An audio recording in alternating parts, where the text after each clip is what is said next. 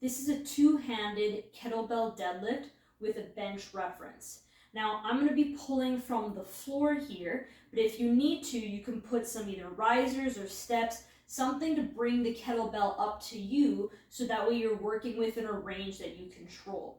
Now, this bench here is a reference where we're going to have our calf up against and remain in contact with the bench the entire time. The drill, you know if you've done it wrong, if that knee comes forward. This bench is going to allow us to really shift back into the hips and make sure that we stay in that posterior chain of the glutes and the hamstrings, as opposed to driving forward in the knees, which is a common mistake with the deadlift.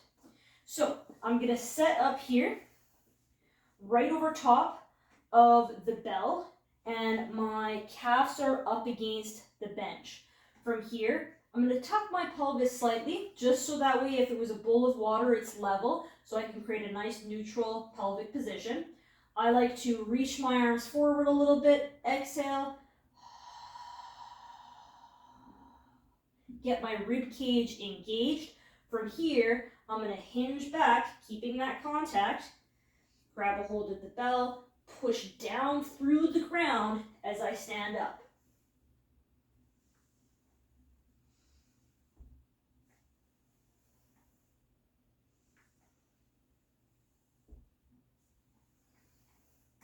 Now we want to keep a little bit of tension through the lats just so that bell doesn't pull our shoulders forward.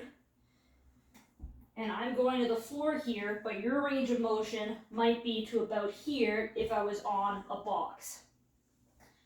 Another thing that I want you to really think about is that depending on what you're prescribed, I might not have the full lockout at the top of the hip. I might have you come to like 95% of a lockout, where 100 would be here.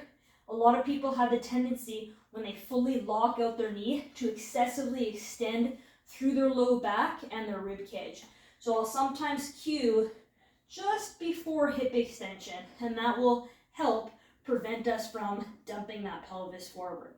Another common mistake that I see here is that people will just lift from their back. Our back really has nothing to do with it other than supporting us in that position.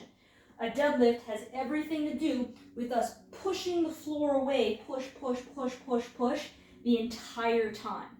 Another common mistake that I see is that with a little bit of that shoulder engagement, people will flare their ribs. So make sure that even though I want a little bit of lat engagement, it's not enough that in this position, you extend through your back. So keep an eye on those common mistakes here. Number one thing, make sure you're stacked through the movement. We keep contact with that bench and we push through the ground, letting the legs do the work.